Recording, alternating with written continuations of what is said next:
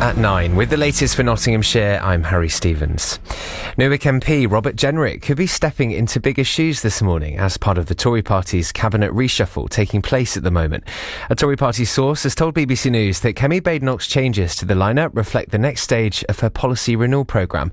We've spoken to our senior political reporter, Paul Rowley. Nottinghamshire MP Robert Jenrick, the MP for Newark, has been making more of a splash as Shadow Justice Secretary, putting videos on social media, for example, highlighting what he sees as the failings of the Labour Party. There's a strong hint that Kemi Badenoch may promote him and make him Shadow Chancellor.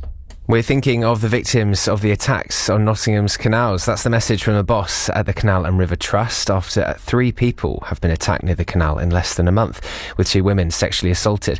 A narrowboater who's been moored in the city for many years told us this morning incidents on the canal have become worse during that time.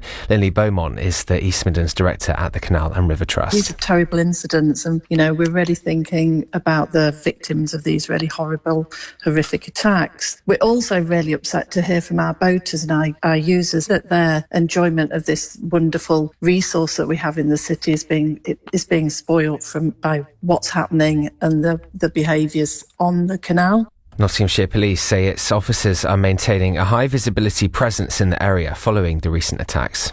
The government will start imposing sanctions on people involved in helping migrants come to the UK this week. Leaders of smuggling gangs, companies selling small boats and those helping with money transfers will be banned from travelling to the UK.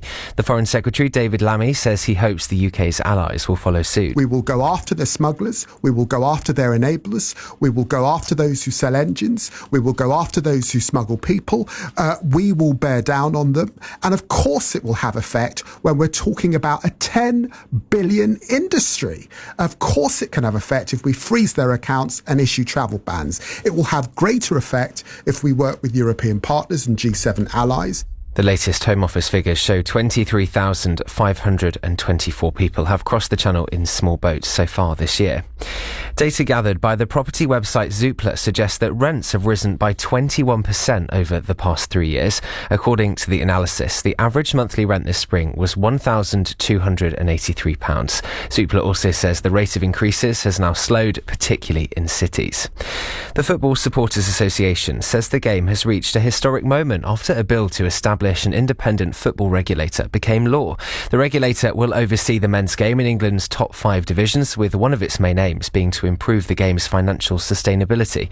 The Premier League has argued football is capable of governing itself. The Culture Secretary, Lisa Nandy, says her own experience of Wigan's recent financial issues show why the regulator is needed. And Nottinghamshire's weather for you now. Cloudy with the possibility of a few light showers at times. There is promise some late sunshine too, and highs of 21 Celsius. And for an update anytime, just ask your smart speaker to play BBC News for Nottingham.